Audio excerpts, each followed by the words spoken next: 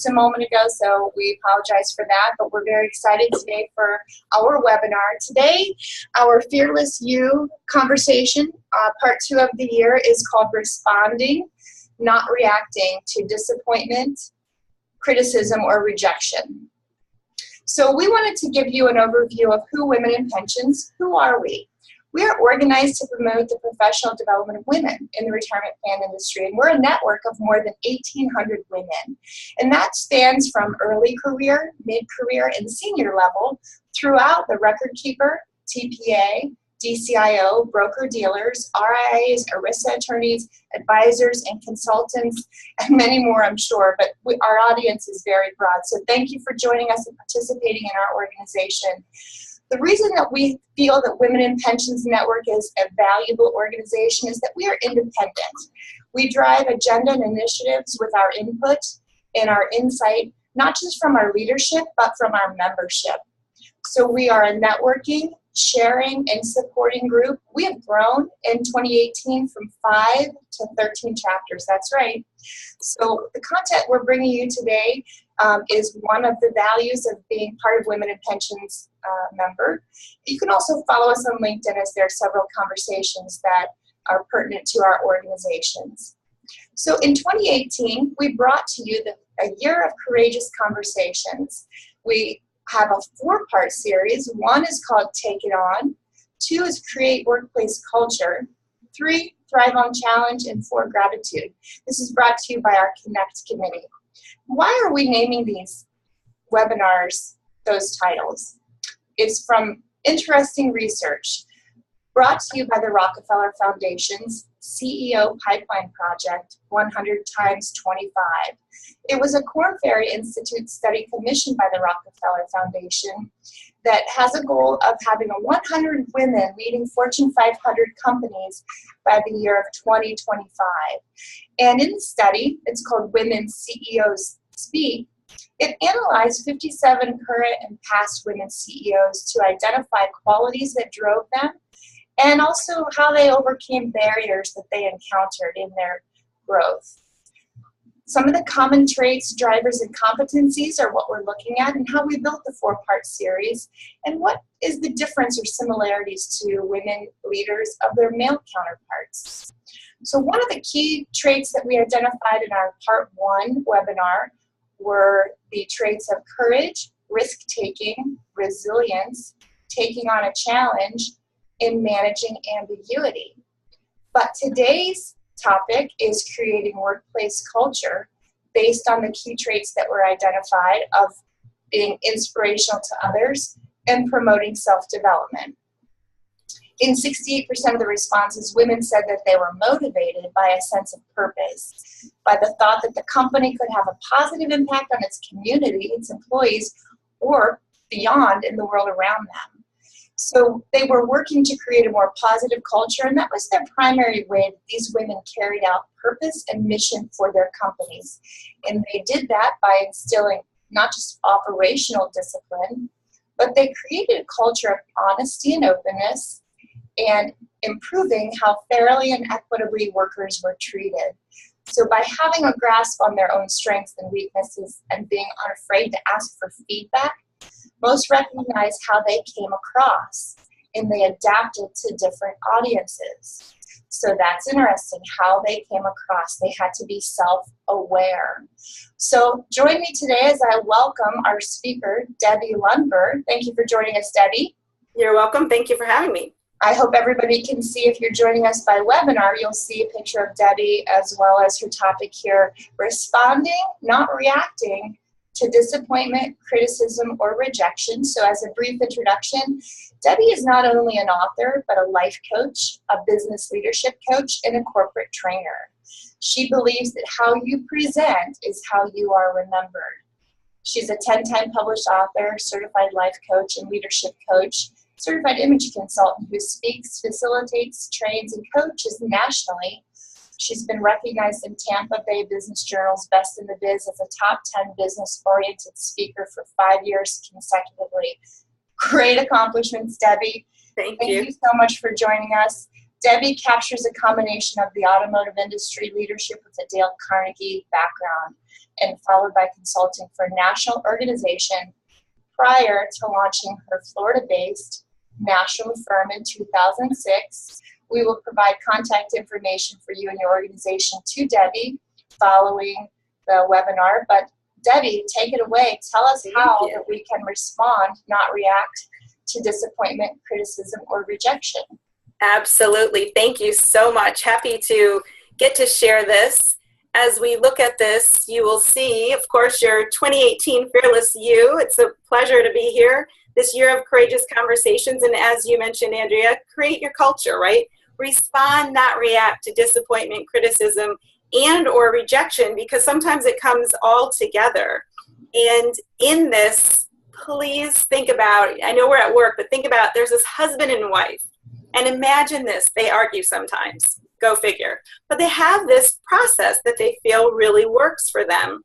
And so when they do argue, they just simply don't talk after it. And they feel as though the first person who breaks that silence then is the loser of this. So they feel that that's just rejecting them as the leader. Well, the husband realizes that it's time to go to bed and he wants to get a good night's sleep, but he does not want to talk to his wife because they've had this disagreement. So he decides he will be very clever, and he puts a sticky note on the bed because he's got an early flight. And on the sticky note, it says, "Please wake me at 4:30 a.m. for an important flight." He feels so good about his strategy that he rests soundly. And when he's awakened, he feels so good. He hears birds singing, he sees the sun shining, and then he realizes birds don't sing and the sun doesn't shine at 4:30 a.m. He's so shocked when he looks at the clock and it's 8 in the morning. He's clearly missed his window of opportunity for his flight. He falls out of bed. Well, now he is ready to break his silence. But just as he starts to get up, he notices there's this note on the bed, and it says, "It's 4:30 a.m. Please get up." So I know it's not about getting up or who gets us up, though. It's about upping this confidence we have in our culture and how we respond to challenges, right? Well, hopefully you're laughing a little bit, or at least smiling, because that is the funniest I will be in this entire webinar. It's a little bit of a perspective for us in that how we come to work is a lot of how we create a culture. And whether we're having a disagreement with a spouse or a partner, or we're at odds at work, or just not feeling that the culture and the vibe is working for our creativity, we have some wonderful opportunities. So as we look at responding, not reacting to disappointment, criticism, and or rejection, I remind you to please be fearless in the pursuit of what you set your soul on fire. And that soul on fire part is part of our goal. And what we'll do together in the next 30 to 45 minutes, is share realistic and inspirational ways to lead as you respond to these less than desirable situations and people in the culture that you're in. So how will we do that? Here's a quick look ahead to 4 reasons. It's something that I speak about as often as possible. 4 drivers that also will assist you. And then facing and factoring in fear and feedback. Since we're talking about fearless, let's also talk about fear and how that impacts how we respond instead of reacting. So let's go. The responding versus reacting, there are differences. And sometimes you might think, or you may have read it and said, well, what's the difference? I'm giving an answer or I'm taking action. Well, responding is different than reacting, in that reacting is thoughtless, meaning it's almost that guttural feeling. It's that impulsiveness, but responding is thought-filled, meaning we're filling that with what are we thinking before we take action. Reacting is impulsive, where responding is wise. That impulsive nature we have, and as women, we're quick-witted, we're able to think very fast, but the responding is that wisdom that we have, that we say, wait a minute, I may want to think about this first. And then lastly, reacting means apologies often later. When we react to something, then instead of responding, we may have to ask someone to forgive us, where responding means we're creating opportunities for ourselves and other people as well. So those are some of the differences. Let's jump into the 4 reasons. I ask you to think about, have you ever had something not go the way you wanted it to go? You thought it was going to look like this, and perhaps it looked like that, a little bit different. Let me give you another perspective. Have you ever had burnt toast? Well, if you think about burnt toast, very few people, there are some, put a piece of bread in the toaster thinking, I want it to come out looking like this. But we all make decisions on what we do with that. Some people scrape it off and eat it. Some people throw it away. Some people, it depends on whether or not there's more bread available. It's not about bread, really. It's about what are the reasons for things not going the way we believe they should go or will go or would go. There are only 4. All of my research is based in the United States, and these 4 reasons impact us all. They're how we either get things done or don't get things done. And the 4 include people don't know how, people don't have capacity, or people simply don't want to. So when we're tempted to ask that dreaded question that I'll talk about in a little bit, why didn't this happen?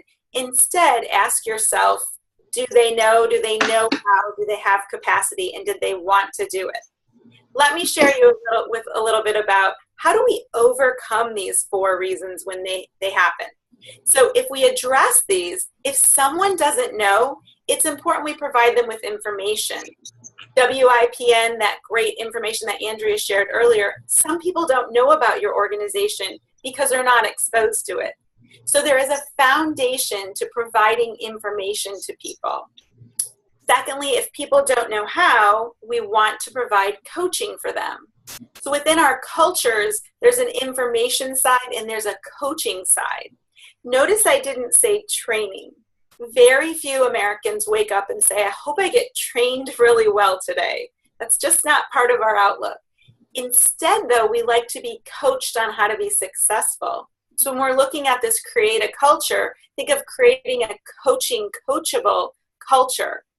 And the follow-up on this is find out how people like to be coached. We typically coach people the way we want to be coached. But if we ask people, are you an audible learner? Are you a visual learner? Would you like me to do one of 3 things? Would you like me to send you the instructions? That's number 1. Would you like me to show you how to do it and then you do it? Or 3, would you like to do it together? Because all coaching isn't the same. Third, if people don't have capacity, this is one of the biggest challenges for us as leaders, in particular strong female leaders, because we typically want people to be successful. So we can look at them for a potential or believe that they have more capacity than they do. The reality is not everybody's good at everything. And that's not pessimistic, that's realistic. So it's important we assess people fairly and don't clean up after people just to make them or us look good. And we don't falsely give them a sense that they're doing really well. And that we also don't hold people back. People will be better than we are at things, and it's good to let them shine. And lastly, and yet it's part of the foundation too, if people don't want to, that's an attitude check. And first, it's on ourselves.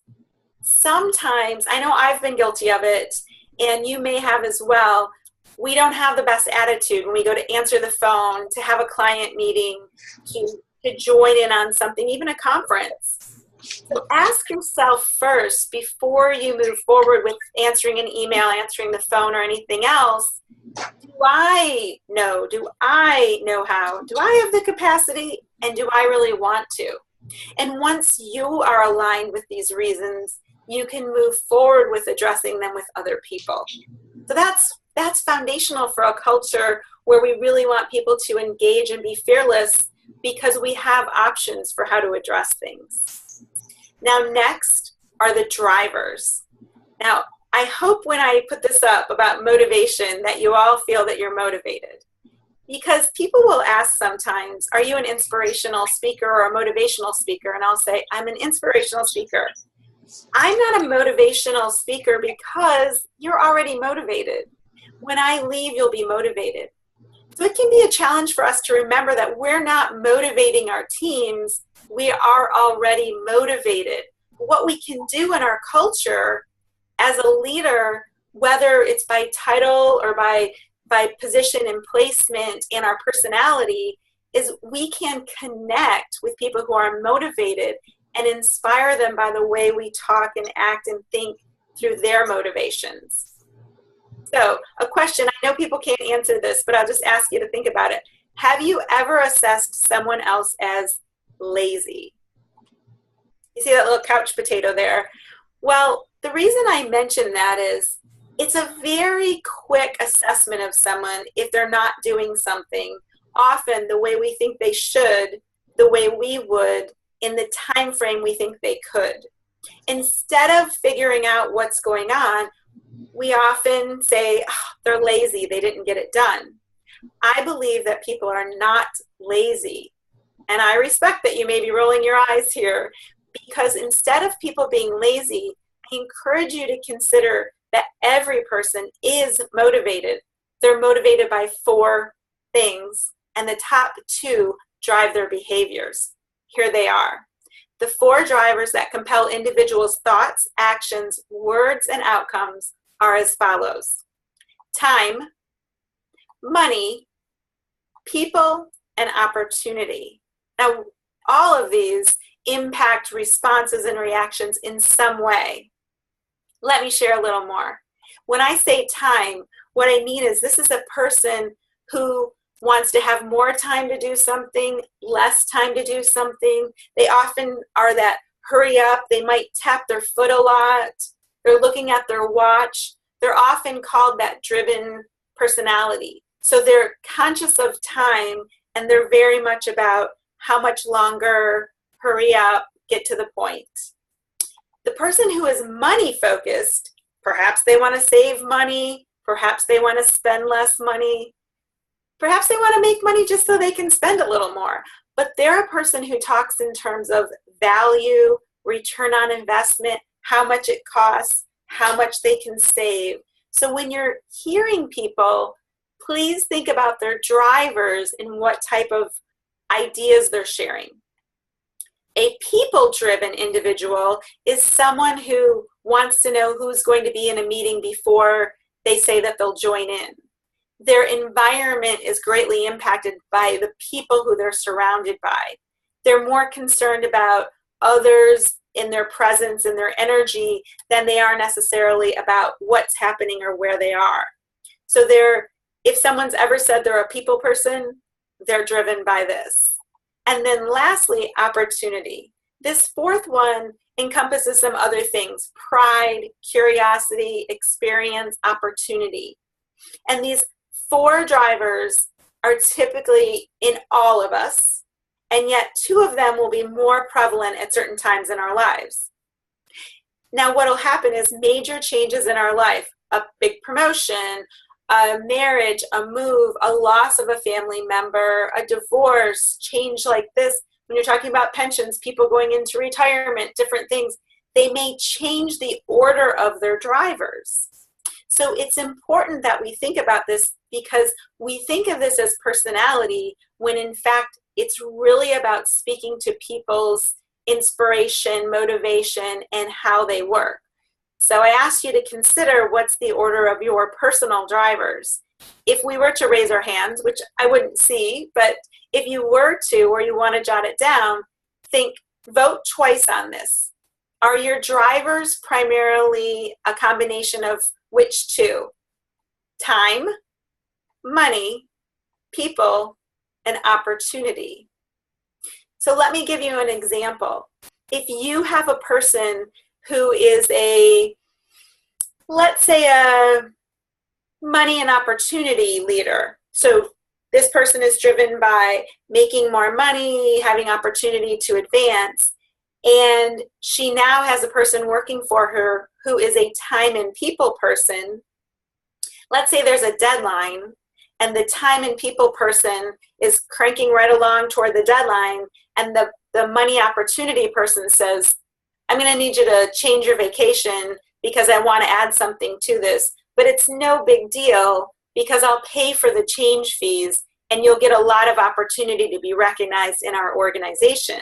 what can happen in that type of culture is the individual who is driven by time and people doesn't want to change their vacation. And so they say, no, thank you. And the person who's driven by opportunity and money thinks that she is lazy. So this can unfortunately perpetuate to where people don't want others on their team or want to be around them because they're differently motivated. They're still motivated. Their personality and what's happening in their environment is impacting them differently, though. So I encourage you to either ask, which is very direct and smart in your culture, even your clients, to say, of these 4, what are the 2 that drive you most right now? And then speak in terms of those. Say respecting your time, considering you want to save money, knowing that your family and the people around you are what's most important, or thinking about the opportunities you want in retirement. So use those words to communicate, not manipulate, but communicate effectively with them, because these drivers will be part of the culture that you bring as an effective communicator and someone who responds to people well instead of reacting to them. So please consider other people's drivers and not just your own when you're hearing, when you're listening, when you're processing, and when you're responding to people. So those are our drivers. Now, as you look at this, I ask you, what do you see? And you might say something out loud. Perhaps you've seen this before. As you see me turn this, do you see something different? Now I'm going to turn it all the way. And what you may have seen is, first, you may have seen this frog. And second, you may have seen this horse. The reality is it's the same picture. It's just been turned slightly. And this is all about our perspective, isn't it? And when we think about that, if we keep perspective in mind, remember that 2 people can be right at the same time with different ideas and differing views. We tend to come from a culture where either this is right or this is wrong. You are right or you are wrong. Instead, remember that both of you could be right. 2 teams could be right. It's just what's best for moving forward. So think about that language too, and that perspective that we have in responding to other people as we create this culture that's positive and moving forward. So imagine that we can have these 2 different things, 2 different views, and neither one's wrong. All right. The bulk of what we're going to spend our time on is facing and factoring in fear and feedback. And that's where we come from, this idea of how do we respond and not react? Well, too many of us are not living our dreams because we're living our fears, Les Brown says, author and speaker. So let's make sure we're living those dreams, living them out, and creating that culture, which is part of enjoying it. But there are fear factors in our lives. Even though this is about fearless you and having these wonderful conversations, and we want to have courage and risk-taking and resilience and challenge and have self-awareness and really develop ourselves, if we don't realize that there are some fears that exist, then we're ignoring them. So we want to feel the fear and do it anyway. There are fears, though, that exist within us and within others where we have a fear of rejection. We'll talk about that. A fear of being right is even part of it. You can have someone who sets him or herself up for being wrong, so to speak, because if they're right, they don't necessarily want to take on the responsibility that comes with it. Fear can either paralyze or inspire us, and we want to lean toward that inspiration. Fear can be the lack of valuing change. There is going to be change in our environments, and if we're fearful of that change, then that will hold us back. I don't think a lot of people necessarily dislike change. I do believe a lot of people don't like, aren't comfortable with the way change is presented. So this is part of that culture. Speaking out can mean that people dislike us. And as women, there's a part of us often where we want to be accepted or liked or fit in. And then speaking out, though, can gain respect. So let's not be fearful of what might not take place when we can focus on what may very well take place. So there's there are some of those fear factors. So when we face fear and we factor it in, there's disappointment, criticism, and or rejection. We'll cover the ings, what I call the INGs of responding. Think about what's said versus what is really heard, and the do's and don'ts of responding. So let us not pray to be sheltered from dangers, but be fearless when facing them, right? We are going to have things happen that aren't perfect. So with disappointment, criticism, and rejection, disappointment is when something fails to meet expectations. Here's the catch. In order to have a true expectation, it requires communication. We often have this assumption over here, expectation over here, and if we don't bridge it with communication, we're disappointed, but we're not being fair, because it's not right to be disappointed in someone when we didn't fully communicate an expectation. The word expectation seems to sometimes get a little bit of a hold off on it idea, but use the word expectation. What do you expect of me? What's fair for me to expect of you? Because then you'll lessen your disappointment. Now, criticism is someone who disagrees with your approach. I'm going to talk about that in a minute. Rejection, when we boil it down at the core, it's when our vulnerability is not appreciated. In other words, we allowed ourselves to be out there. We allowed an idea to come out, and yet it was just shut down. So all of these are certainly off-putting, and they can stop us in our tracks as we attempt to have a forward-facing, forward-moving culture. But let's address them. So the INGs of responding, as I like to say, there's this awakening, rule breaking, handshaking, and then piece of caking. And you might think, uh-oh, it's getting a little odd now. But let me go through it, and it's a good way to think about it if you'll work through it with me. On the awakening side, it's important that we are aware. Are we aware of the culture? Are we aware of what's happening? Are we present? Do we show open body language and posture? The difference in this versus this, or even this, as we turn or we furrow our brow, are we open to receiving information with that posturing? And can we consider the possibilities? Even when something sounds really harsh, is there a possibility that it's true, or there's something in it we can learn from? And what will happen if we ignore this or defend it? And in this awakening stage, if we ignore it or defend it, we could lose someone's respect or lose the input or lose an opportunity. So rule breaking is next. And what I mean by rule breaking is I'm encouraging you to do some things differently. Stand up for your ideas, yourself, and for other people. Now, you may do that a lot, so I'm not saying that you don't. What I mean is, even if it's unpopular, let's do it in front of others. Let's make sure our voice is being heard, because in that culture, if we are willing to do that and create vulnerability, that rule breaking will happen for other people who didn't know if it was okay. Ask someone, how do you see this playing out? So instead of rejecting someone or rejecting their rejection of us, let's ask, how do you see this playing out if we change course? How do you see this playing out if or when? Ask, if this change is made, what are your expectations then? So you're allowing them to realize that you're considering it in this rule-breaking stage. Ask someone, would you consider X instead of Y? So you're not telling them no. Instead, you're offering them an option. State things in language such as I heard you say X, I've considered Y. What are your thoughts on that? So you're perpetuating a conversation as opposed to stopping it or rejecting it yourself. And then, believe it or not, a rule-breaking approach is say thank you to someone when they tell you something that you don't like to hear, that didn't feel comfortable. And I'll talk a lot more about this in just a couple of minutes. Now, on the handshaking, what I mean by handshaking is this is when you're done with the discussion. This means whether we physically shake hands or not, we have decided that we're going to put it in the past.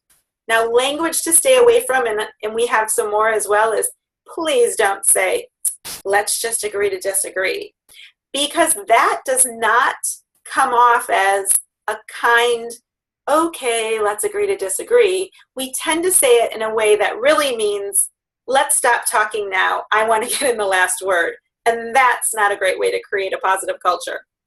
Please don't use the high road or the bigger person.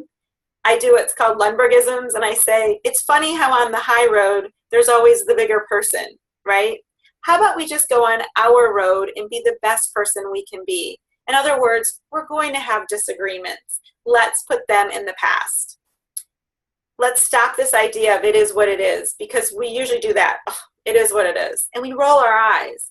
It had a really nice meeting at one point when we used to say, it is what it is, it's okay. But now we tend to say it as that flip response to something we're uncomfortable with or we disagree with. So let's keep it out of our culture, let's keep it out of our language, and then make peace with whatever's going on and move forward. If we don't go through this handshaking side of it, we end up staying in the past, resentful, frustrated, trying to figure out a way to navigate or negotiate, and let's just move forward to what I call piece of caking. Now, this may sound really strange, but the idea is let's look for simplicity in what we're doing. Let's not complicate it. There's a difference in something that's easy and something that's simple. Please know I'm not saying this is easy to do, what I'm encouraging you to do. It's a simple process, though, that will bring you a lot of, I dare say, joy. What I will say is positioning, that good culture, that ability to respond. Just don't be a martyr. Don't act as though you're doing a favor to someone. Show grace if your idea isn't taken or if you are criticized. Don't gossip about it. We don't have to tell other people what happened in a closed door meeting. Encourage your teams not to do that. There doesn't have to be a rebuttal to everything that's said.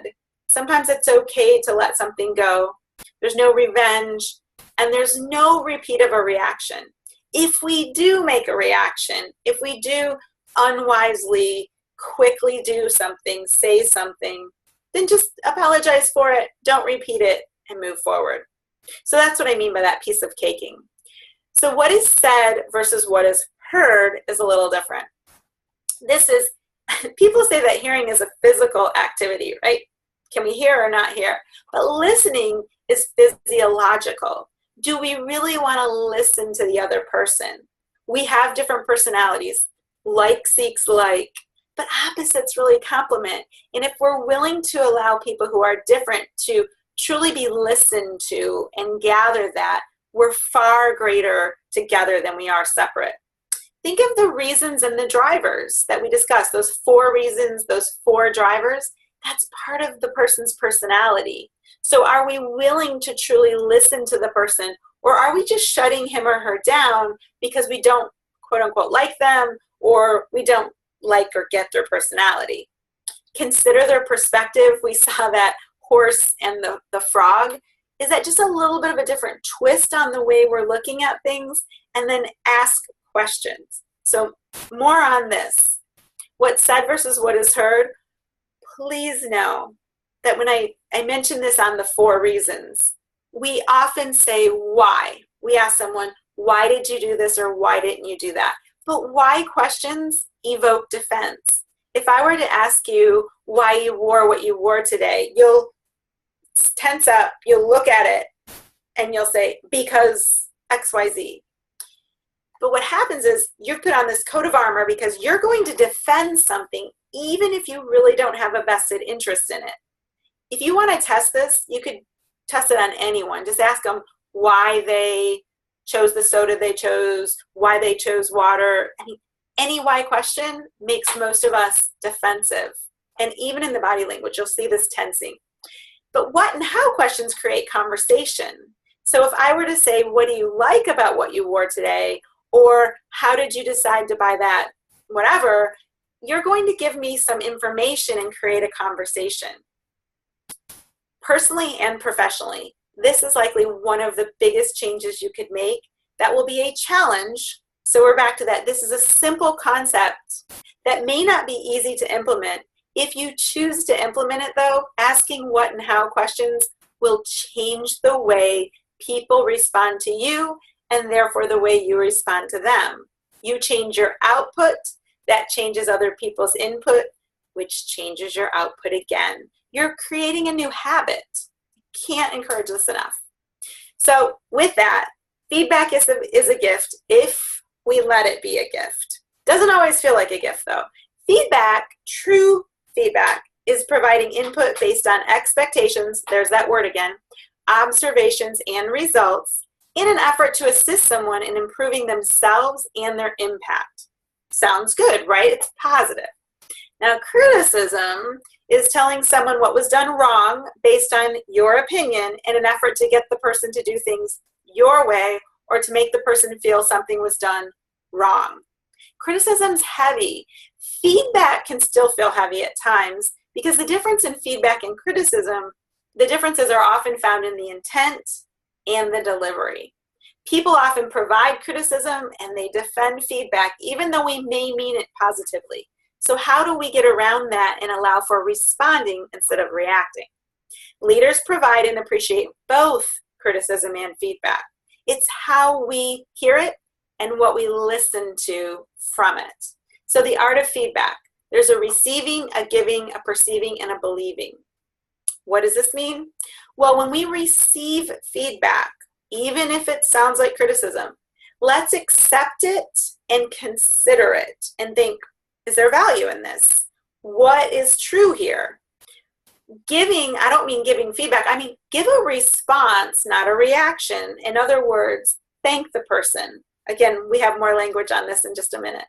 When you are perceiving this, look beyond the words, look beyond the situation, and think about the person, think about his or her experience, think about your relationship, and what's the perception here?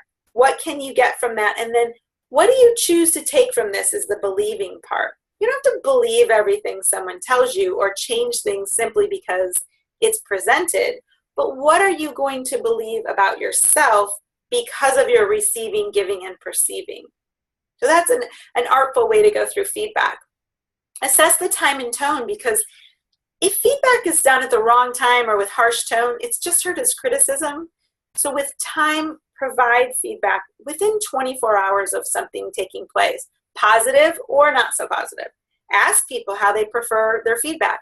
Would they like it in writing? Would they like it face-to-face? Would they prefer it on the phone? If you're at a distance, would they like it on video? Would they like it on the phone?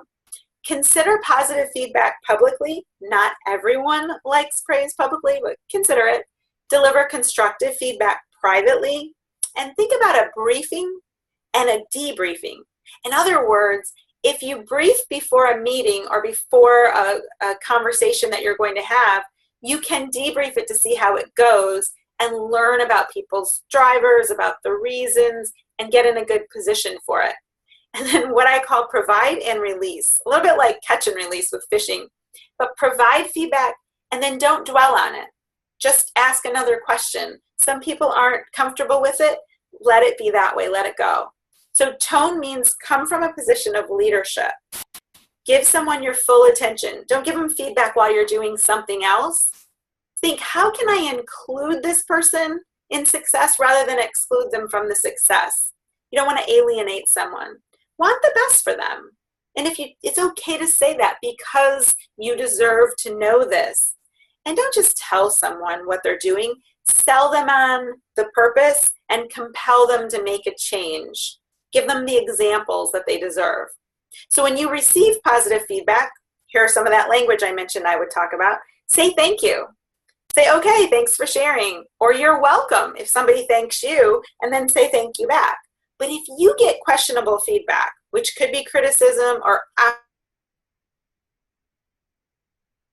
just rejection, like we mentioned, then say thank you, believe it or not, because they're not expecting that. Saying thank you to someone when you're in an uncomfortable position does two things. They're surprised by your response and your professionalism, and it also buys you a little bit of time. Say thank you for your feedback. You could say, that's interesting you bring that up. That's something I haven't heard before, I haven't considered. Or you could say, okay, please give me an example, or walk me through that fully, please. We get these quick flip comments, and if you say, walk me through that fully, please, you may get a better understanding of where they're coming from. So questionable feedback, it happens. Now, if it's true criticism, think about the word take. You're going to take it in. Say thanks or that's. TH words lift our face. So when we get struck with criticism, we're often defensive and our face drops. It's like, oh, how could this happen? But if we say thanks or that's, TH words, this, that, these, those, thanks, they lift our face, therefore they lift our position. We're able to respond professionally. Ask, keep, and explain, meaning thank the person, ask for clarification and examples, keep calm and focused. Stay on the person's comment in the situation as opposed to the person, your relationship, past experiences, and then explain things in terms of feedback. So let's look at typical feedback. This is not what we want. I just want to reference on this. Typical feedback is, oh, I liked it. You were great. I think you did well. Good job. Those are okay, but they don't tell you much. You need to or you should. Those are less positive, or that's a bad idea. Look, that typical feedback doesn't do anything for our culture, and it certainly doesn't create this environment of being fearless. So if you want to provide positive feedback, use the person's name. As simple as it sounds, we don't use people's names very often. Tell the person what you do well is blank, it's apparent when you do X, and thanks for doing that. Another example, their name, you're great at this, I noticed it when you did that, thanks for doing it. So you might say, Sharon, you're great at working with clients who are uncomfortable. I noticed it when you really calmed Sarah and John. Thanks for being that leader. It's a great way to do it. Providing constructive feedback means you want them to make a change or consider it. Use their name. You may want to consider, and when you do that, it'll likely blank. Another way is their name regarding X. You may want to incorporate, I say this because. So we could go back to that.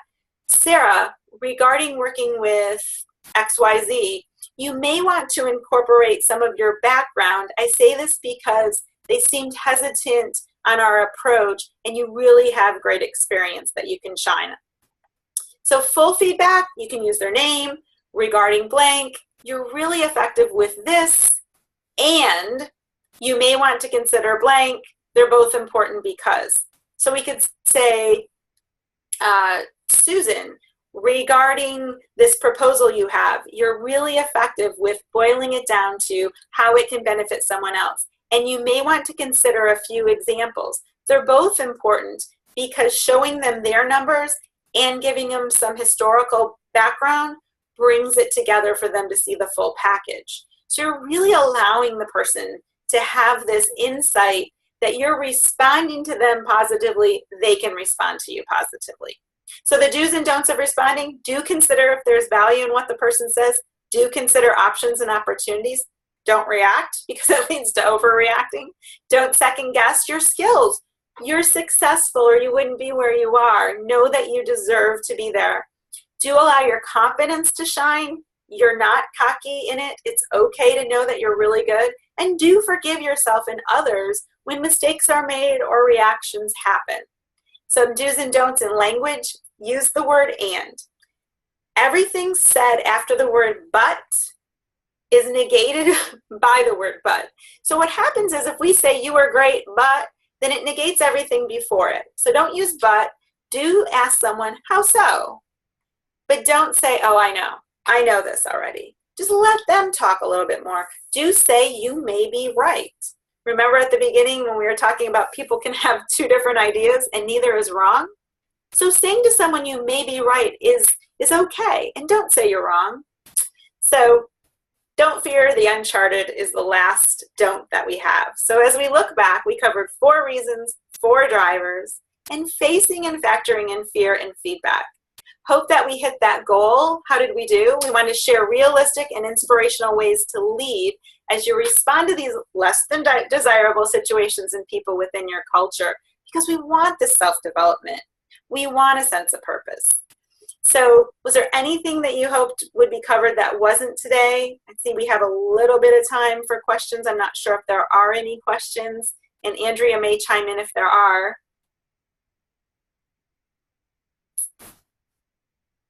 I don't see that there are, but that's okay. You can stay in touch. You're going to get the information. But if there's something I wasn't clear on, please let me know. If you have a specific example, I'll be happy to address it. Because as we look at this, it's not necessarily about those arguments or the disagreements or the rejection, right? It's not figuring out a way to get around that conversation. Instead, it's about getting up and upping our responding. So thank you for your interest in Create the Culture and Create Your Culture, responding, not reacting to disappointment, criticism, and rejection. And thank you for including me in your 2018 Fearless You, a year of courageous conversations.